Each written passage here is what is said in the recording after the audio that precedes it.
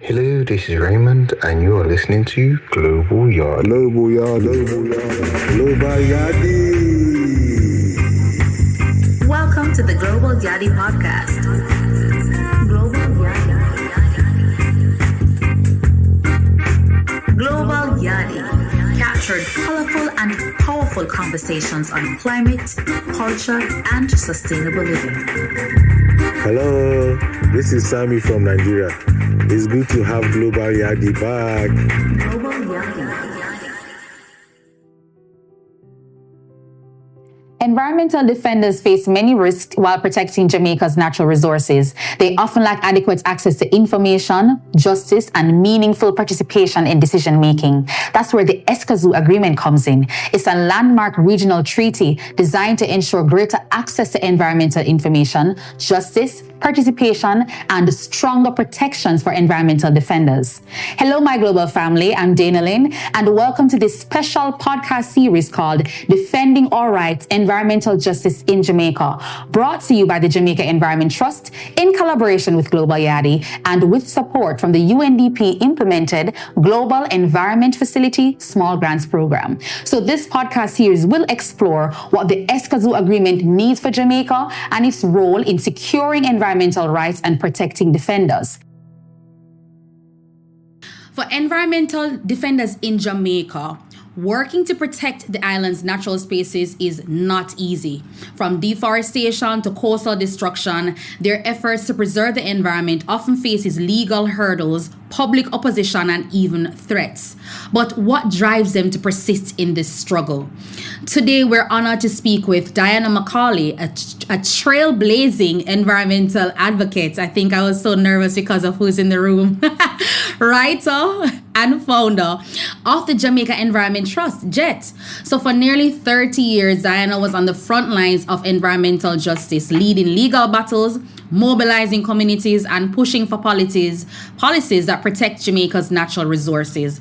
But along the way, she has also faced resistance and the weight of a challenging system that struggles to balance development with conservation.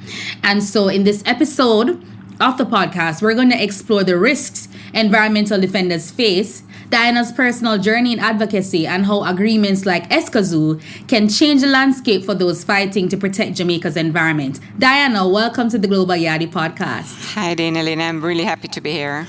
I'm really happy to have you on and to speak to you. So, given the nature of this episode, my very first question for you is the inspiration. I know a lot of people who know you in this space probably know your story, but I think it's a perfect segue to say, what inspired you to pursue environmental advocacy, and what were your earlier days in this journey like? Okay, so in brief, I went to a place that I had loved as a child. My grandparents took me there, the so-called Palisado Strip, which is outside of Kingston. I took a house guest there. I was in my early 30s probably, and it had become a garbage dump. No, I don't mean litter. I mean truckloads of garbage. People were driving trucks onto the beach and just dumping them there. And I felt, I had this visitor with me, and I could see he was confused as to why I had brought him to this place. And I felt ashamed, And so I decided that, how you, maybe in the moments like that, something says in your head, someone should do something. And you don't think it's going to be you, right? But someone should do something. This is not right. I didn't know anything about the environment. But I'm a reader, so I started to read about it. And the more I read, the more concerned I got. At the time, there was not much about the environment in the newspapers. But one day I saw an article on Kingston Harbour saying how polluted it was.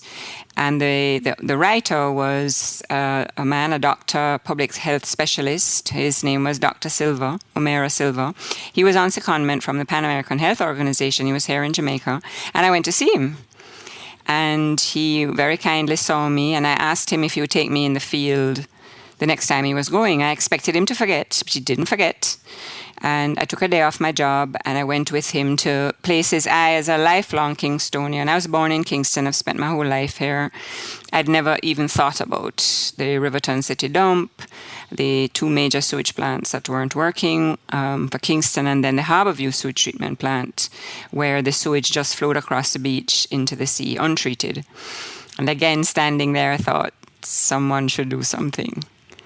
I took pictures that day. I invited my friends, my business colleagues, because I had a private sector job at the time, to see them. And out of that meeting, that discussion, the Jamaica Environment Trust was formed. So that's what animated me, moved me. I would say my background, the way I grew up here, was often outside. My parents took us, on picnics, hiking, swimming. So I was as a child that loved the outdoors. And also, I guess my father treated me a bit like a son. And that was empowering. And so I felt like that's someone to do something. Well, why not me? Was a question I asked. And that was the beginning. Why not me? I'm sure along that journey, I'm wondering if the why not me had sometime transitioned to why me when certain things, got into the thick of it. So it leads me to ask you, and of course you could lead with your experience, seeing that we're experiencing some of the risks that environmental defenders face when we're pursuing justice. What are some of the biggest threats in the Jamaican context that people encounter, whether legal, physical, or social? Well, I think there's a range of opposition that you face. Let's call it opposition to start with, because it starts at one end and it ends up at a threat, a physical threat. But there's a lot of opposition that happens before that. And I think early on, what I faced that was hard was a lot of ridicule. So people just, you're a whack job, you're crazy, you prefer ferns to people, you prefer animals to people, you don't like people. I remember I was once memorably called, and I'll see if I can remember all of it, turtle watching, tree hugging, Chardonnay sipping member of the uptown elite. Do you even sip Chardonnay? Well, maybe occasionally, but not very frequently. So you get a lot of ridicule. You're seen to be against development, against jobs, against people in general. On the why not me question, there were many to tell me why it should not be me, because of the way I look, the lightness of my skin. So I got accusations of racism once as being a terrorist, being against jobs. And then moving on, when my advocacy became less of the written kind, because initially I started writing newspaper columns, which has a bit of a remove, But as things became more in person and there started to be public meetings, and I started to go to those public meetings, then there were situations that felt threatening. We hadn't got to the stage where threats were administered yet, but there would be perhaps a group of young men who were mobilized. They would come into the public meeting. This might be at night, a long drive home, and they would sort of take over the room and shout out for jobs, and they didn't want all this discussion about the environment. So there were several times in my many years that I felt I was in a threatening situation, even without someone coming up to me directly and saying, you best get out of here now, right?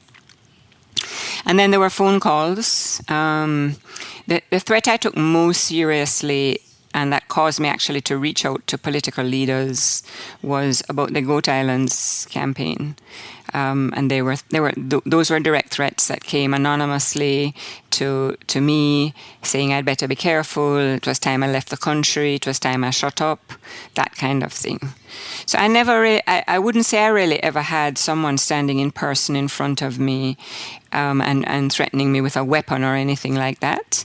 But it certainly took some amount of courage to put myself in situations, either protest situations, civil disobedience, the public meetings, speaking out. I became very well known, and going about my daily life was sometimes a challenge, because people would come up to me in the supermarket and say, you're wrong about so-and-so, or why aren't you talking about this other thing, which was their concern. So in a way, you lose your anonymity, and people tackle you. They take you on, and in your social circle now, you also become a bit of an outcast, because maybe your social circle doesn't really believe in what you're saying. They think we need a development. So there were a lot of aspects to being an environmental advocate that spread into my personal life and were sometimes threatening. So I don't want to jump over that, Diana, because 30 years in that space, and it meant that these occurrences maybe happened more than once, and you still persisted. How did you navigate those moments? Like, how did you decide to continue after that? I guess a personal attribute of not liking to be threatened, and also I have a personal bias towards action. So I felt if I did not do, and this is not just about the environment, but when things were not right for whatever reason, I never really had the impulse to do nothing, because the do nothing part made me feel despair, and I didn't like feeling despair. Where deciding to take action, sometimes I would feel angry, but in general I found it an energizing thing to do rather than a despairing thing to do. So I had a personal bias towards action, which led me into things like founding an organization, right? That is not an easy thing to do. No. And to keep it funded over 30 years is a very difficult thing to do. And it came at personal sacrifice.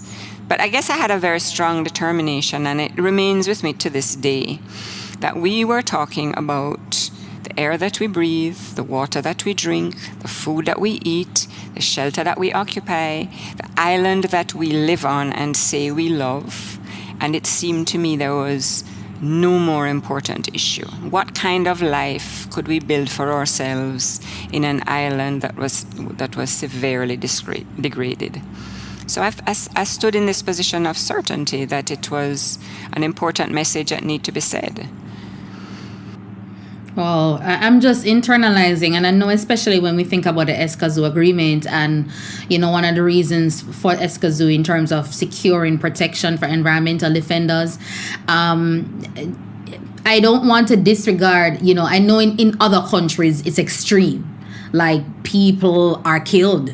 Let's be real, and so many other things that they stand to lose. And I know in Jamaica, while it may not be those cases, but it still impacts us. And you just shared your personal experience. And while I don't expect you to account for other person's individual experience, but you've been in this space, and you're part of networks, and so you may also be exposed, or be aware of other things that other persons might experience. So you know of any cases like persons being sued, being threatened with legal action, or while you said you were not threatened directly, do you know of cases where other environmental defenders may have been, also put into positions where they were intimidated and also kind of, were I don't want to say fearful for their lives, but concerned about their role in this work? In the Caribbean, I know because for a while I went to many international conferences, and I met some extremely brave people who were risking, physical injury and death. But in the Caribbean, I don't know of direct threats to their person. Jet was sued for defamation once. I was not personally joined in the lawsuit, but Jet was, over a review of an environmental impact assessment that we did. And that was extremely intimidating. It sought very large sums in damages, and we had to mobilize legal help to fight the suit, which, takes a while, right? So for up to 3 years, you have this thing hanging over your head. So I did find that to be intimidating, yes. I think in Jamaica, in the Caribbean generally, I don't want to say this wrong, but for the most part, the environmental movement has really not stopped anything that there were very powerful economic interests behind. And I think that is sometimes when the threat comes, when it really seems like you are a real obstacle. If people regard you as a noisemaker and, this Chardonnay sipping, whatever, tree hugging, crazy person, then I think that insulates you a little bit. My social class, I think, insulated me a little bit. And I eventually came to appreciate that in a way I didn't at first. And I'll tell you that the last public meeting I went to, which was when I'd already taken the decision to retire, I didn't want to be one of those founder people who just can't go away, right? They stay long past their sell-by date, and I wanted to have a very orderly and planned transition to a new CEO. So I'd already decided that, and I went to this public meeting. It was out at Old Harbour. It was to do with the power plant, the natural gas power plant that is out there. And I was suddenly sitting in the room, usual thing, publicity from the front, crowds of people gathered to speak in favor of it. And I was suddenly assailed by a real feeling of exhaustion and tiredness, and I did not speak. It was raining, it was 10 o'clock at night. I thought my little car would be stuck in the mud, so I got up to leave before it ended. And I was walking out to my car, and I was followed by a man who I did not know, was tall. I could tell, although I'd worked quite a lot in Old Harbour, he was tall, and I could tell he was a fisher by the way he was dressed. And I kind of thought to myself, as you do, now what? And the guy stopped me, stood in front of me, and he said, "Miss McCaulay, why you did not speak for us?" And I thought, and this was right at the end of my 30 years, right? And I thought, whoa, I hadn't really realized that often I was speaking for people who did not feel they could speak. Yes. Because of threats to their jobs, to their families, to their communities, to being, isolated. So yeah, that I think is also a function that is not really fully appreciated. How people who are directly, the whatever it is, the mining or the dump is happening in their community. I don't live there, right? But when another voice is raised on their behalf, that can be powerful. That is indeed, and I think it obviously puts depth to the work. So while you know that you were not doing this for your own personal gain or for you, it humanized the reality of the kind of space that you're in and why you do what you do.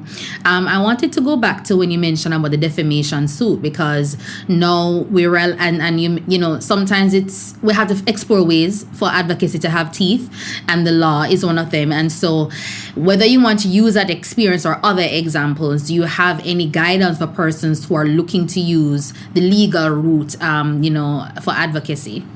So I came to know something about the law, that it was a very powerful tool, not an easy one to use, but you actually had to use it for it to have any benefit. Yes. So the fact that there are laws, if the laws aren't enforced, and if people don't go to the court to say the laws aren't being enforced, the law is something written on a piece of paper. So it was a powerful tool. It was hard to use. It took a long time, years in many cases. JET had a lot of pro bono help before the day when we first had a paid lawyer on staff. So that was difficult to mobilize, and I really thank the people who helped JET for free. The person who defended JET in that defamation case was a pro bono lawyer, so he did it for free. So I think it is using the legal action is part of a suite of responses to environmental damage. It's not the 100% of the story. It is an effective one. I had people tell me I had a good relationship with the chairman of the NRCA, Jamaica's regulatory body. I tried my best over the years to keep lines of communication open, even if I was in a very, conflicted relationship with state agencies, which I was. And I was successful in some ways and in others not. But I had a good relationship with the chair of the NRCA when we filed the first legal case over the Pear Tree Bottom Hotel. And after it was filed, we used to meet at Devon House and have a cup of tea, at 3:30 in the afternoon. And he said to me, "Diana, it totally shook up the system." Because nobody ever really believed a court would rule in favor of the tree huggers. And the court ruled in favor of the tree huggers. So I understood that it shakes up the system. It can change processes. So if you talk about public participation, for instance, and that's something Escazú has a real emphasis on, it changed the whole public participation process that was in place at the time. The thing we got sued over, though, was, again, a public participation aspect of environmental, permit issuing, which was commenting on an environmental impact assessment. So I think it was a SLAP suit, that what the acronym stands for Strategic Litigation Against Public Participation. So people know that if you sue a non-governmental organization, they're going to struggle to find legal representation. It's going to be intimidating. And so they file lawsuits even when they have very little chance of success. And I do believe that defamation case was a slap suit. And I do believe it had a chilling effect on me personally and on the organization. I mean, in the end, you're probably wanting to know how it all ended up. But in the end, we settled out of court. We spent a whole day downtown in a legal office with both sets of lawyers, trying to come up with language that would satisfy both parties. I was absolutely determined I was not going to apologize. I felt I had done what was my job as an environmental advocate, to look at this environmental impact assessment, and the things I had said about it were correct. But eventually, some kind of language was found, and the case was dropped, and we did not pay anything, and we did not apologize. So it did come to an end, but it was a worrying 3 years. I can understand. I want to say a win is a win, but then you also would have had other more critical wins over the years, and maybe not just JET, but other environmental defenders and entities. Would you say, or you've noticed any improvements in public awareness or government responses towards environmental defenders? So I think awareness is vastly improved over when I started. When I started, and JET was formed in 91, I was probably paying attention from about maybe late 1989, right?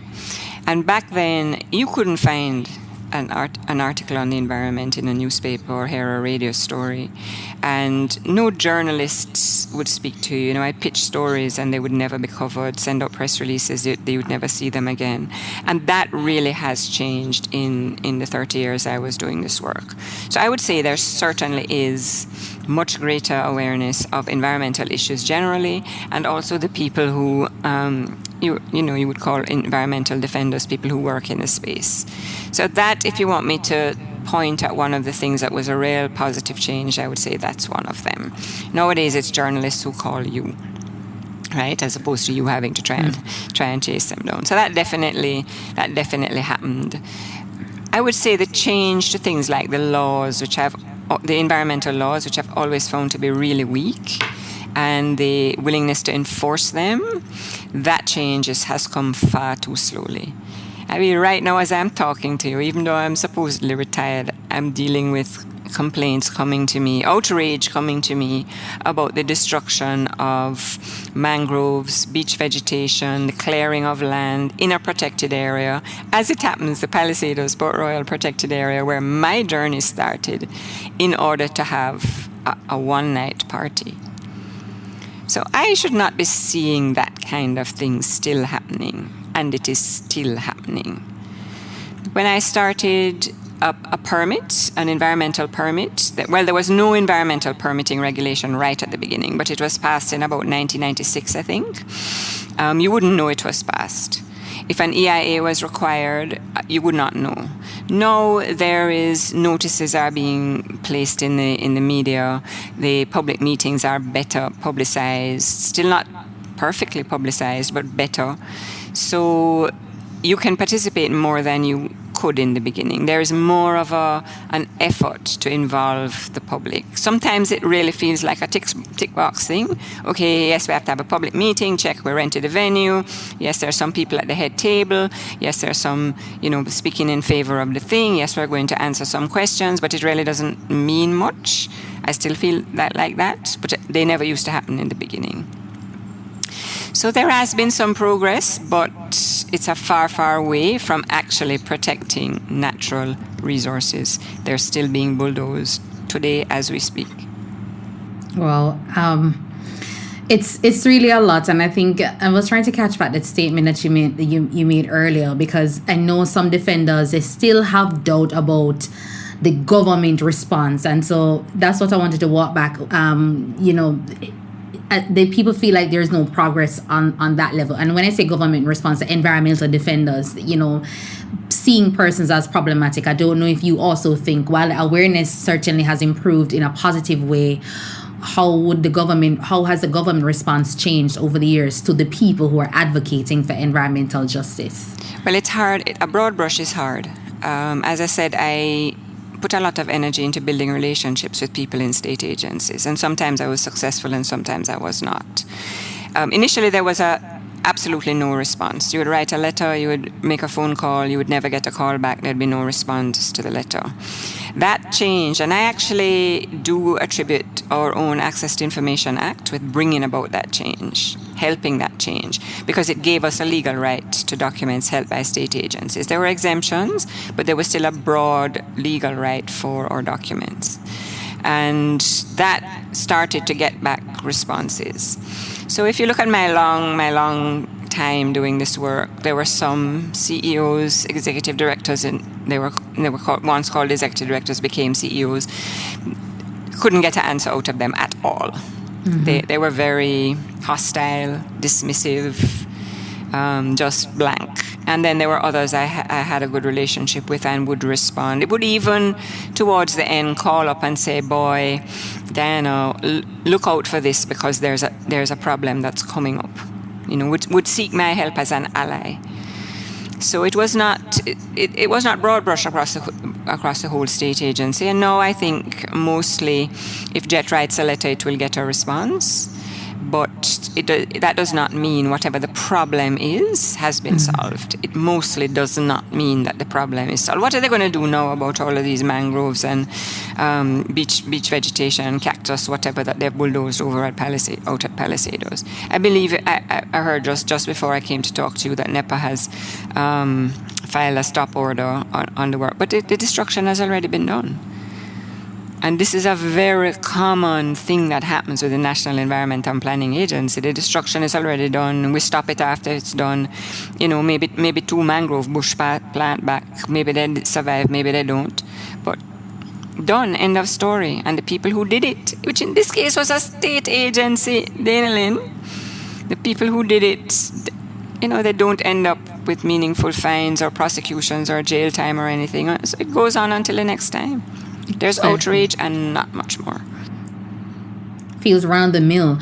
And so I want to get into the meat of the matter in terms of, the Escazú Agreement being posited as a game changer. And so it includes protections for environmental defenders. How do you see this agreement? Maybe I shouldn't have grimaced my face like that, but how do you see this agreement benefiting Jamaica, and what challenges do you see in its implementation? Because it requires the government to ratify, and it's legally binding. So right. So I think it's foundational, as many things are. So I remember when the NRCA Act was passed in 1991, we were all jubilant, right? Because we thought, no, there's an environmental law, and I am glad there's an environmental law.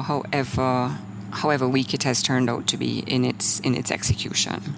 So the Escazú is foundational, and it requires Jamaica to pass its own enabling legislation, which, if it did, would greatly strengthen the legislative framework for protection of the environment. So I think these are all really good things. But even good laws need to be enforced. And that's the next step, which after you've gotten this good law, after the government has signed and ratified this international agreement and they've passed the enabling legislation, then we need to see enforcement. But we can't have enforcement without the enabling legislation.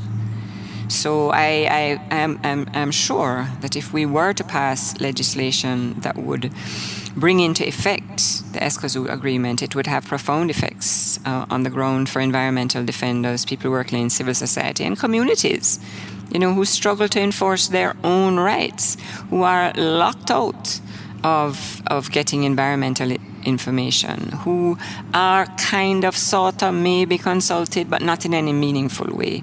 It would change those games, I think.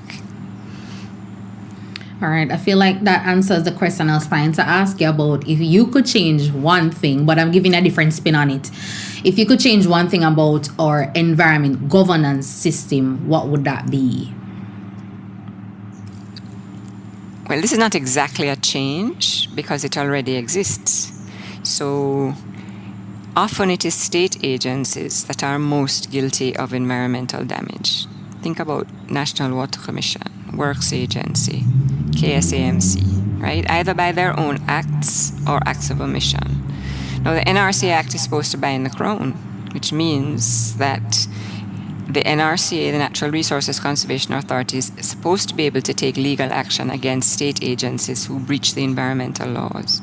And I actually remember when this was announced down at the conference center in Kingston, Easton Douglas was the first Minister of the Environment under this new law, and he was asked from the floor what to do about state agencies who breach the laws, and he said, the NRCA Act binds the Crown.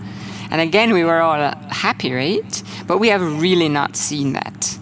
And what you have to understand is if state agencies are polluters, state agencies are destroying natural areas, state agencies are building buildings without the proper permits, that spills over into the private sector, who says, well, why do I need to abide by these laws if the state itself is breaking them? So if I could have one thing changed, it would be the seriousness with which the state, the government itself, regards breaches by government agencies.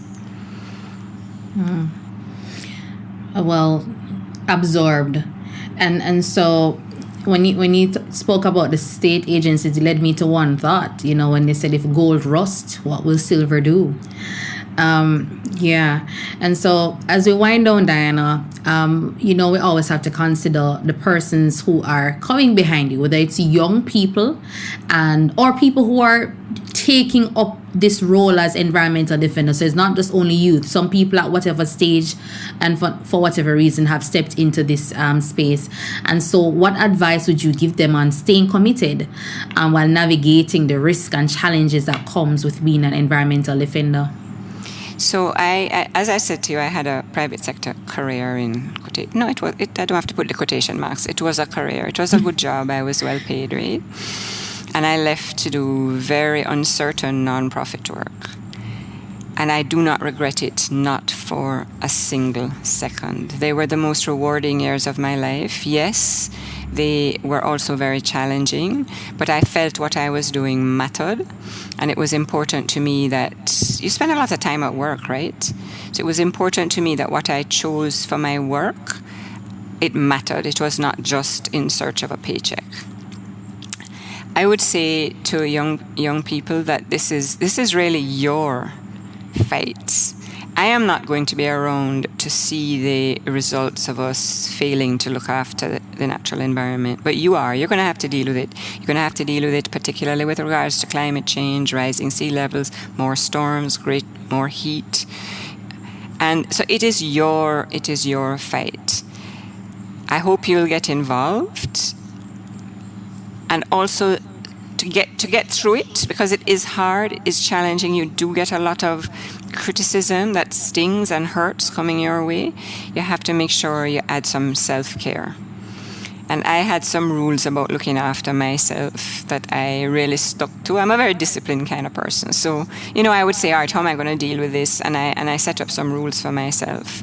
And I tried not to burn myself out. And the fact that I stood around for as long as I did, I think I was successful in that. But how you did that? Because like the minute when you were at the helm of Jet, and the minute something happens, it's like people are always seeing you. So how did you avoid burnout? So I call those days media days, when my phone would just not stop ringing and people were demanding a lot from me. And when that was over, when that flurry was over, I took a day off. Okay. We instituted at JET that if you worked on the weekend, because honestly, environmental work don't have no working hours, right? And so if you worked after office hours, you took a personal day. I personally did not work long hours. I was not somebody who stayed at JET till 8 o'clock in the night. So my particular rule was I was there during the opening hours of the organization, and then I went home. And when there was demands because something had happened and I was on the radio till 10 o'clock at night, or I was down at TVJ at 7 in the morning, I took a day off. And I always try to do, Dana Lynn, I tried to remind myself what this was about. And I tried to go into nature. I tried to go to communities who were being affected by these issues. I tried to remind myself that this was in no way a trivial issue. And that strengthened me, gave me resolve. I'm reflecting on that. When you spoke about the charge to young people and other activists and about what they would have to take up. The thing is, it's so complicated sometimes, though, because of the reality for some persons. And so, I've heard a person speak about, being threatened with losing their jobs. They'd want to go and advocate, and then you have to think about how it looks from one angle. And Jamaica is small. Maybe even in the other Caribbean countries, there are young people who I know for a fact that they go through this. They're seeking jobs and they're punished because of something they said, something they did. And so, while I heard you mention about trade, I don't want to say you traded one career for another, but it's great to see that path worked out for you in terms of you found the fulfillment from doing this work and not felt like, oh, I could have had this if I had stayed there. And so I'm just trying to underscore it, because sometimes we have to understand that it's not a trade-off. That's what sacrifice is. If you're taking up a cause for the greater good, sometimes self-interest plus greater interest, there won't always be that equilibrium. And so some of us, there are days when we feel like, oh, even sometimes for this podcast, I have to remind myself too, when you see other persons out there and it's viral and it's this and it's that, what is your why and your purpose? So I'm really hoping and you have to find allies, right? Because this is very true. If you're a young person and you don't particularly have any connections, remember, I'm coming from a privileged position, right? You don't want to destroy your job prospects. Of course, I understand that. So you have to find allies, right? And maybe it's not you that speaks, but maybe it's you that provides the information to the person who can speak. Maybe you are the person who takes pictures of the damage in your community. Maybe you are the person that logs when whatever plant is emitting smoke. There's a lot of ways people can get involved without necessarily risking their job prospects or their persons. And it comes from forming allies and organizations and banding together. They cannot fire everybody. I love that. I really love that. All right. But thank you, Diana, for taking the time and to sharing, these insights, the kind of journey that you've had, the type of resistance that you've either had to put up, stand against. Certainly no easy feat. And I personally, on behalf of all the Jamaicans that you spoke for, want to thank you for what you've done, to stand so resolute and defiant for the protection of our natural environment and for future generations to come. I don't know if you got the national award yet, but this is our national award. I did. Why they didn't do it for that? Oh, good. Right. I did. The lowest one they could give, though. You got it, though. Yeah, but no. Thank you so much, and for the work that you have done in this space, and for the inspiration that you continue to be, and the reminder that when we speak, we're speaking for us. For everybody. And so there you have it. The fight for Jamaica's environment is not an easy one, but as we've heard today, it's a fight worth taking on. And environmental defenders like Diana McCaulay have paved the way, showing us the power of persistence, advocacy, community action, and allyship. And the Escazú Agreement is a step towards stronger protections, but real changes come when we play a role. So thanks again, Diana, for joining. Thank you, Dana-Lynn. Thanks for your kind words. All right, everyone. So stay informed, stay engaged, and remember to like, share, and subscribe. Follow Jet and Global Yadi for more updates and information in relation to the Escazú Agreement and our podcast episodes, our podcast series rather, Defending Our Rights, Environmental Justice in Jamaica. To learn more about the Escazú and Environmental Defenders campaign, visit www.defenders.jamaicantrust.org.